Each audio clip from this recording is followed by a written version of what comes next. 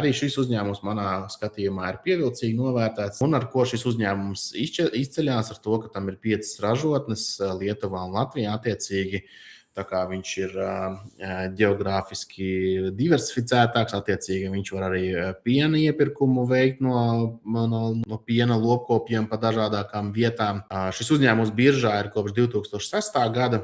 Tirgus kapitalizācija tam ir 133 miljoni eiro un apgrozījums nedēļā ir 151 000 eiro. Attiecīgi arī ar šo uzņēmumu, tā teikt, ikdienas investoram ir iespējas kaut ko darīt, pirkt un pārdot. Pie šāda apgrozījuma ikdienas investoram, manuprāt, ir iespējas gan jēdzīgas. Valuācija, ja PI rādītājs tam ir 7,13 un dividendu ienesīgums pēdējos 12 mēnešos 4,84. Arī šis uzņēmums manā skatījumā ir pievilcīgi novērtēts. Tas arī ir ciklisks bizness, ņemot vērā to, ka tas ir gan atkarīgs no piena iepirkuma cenām.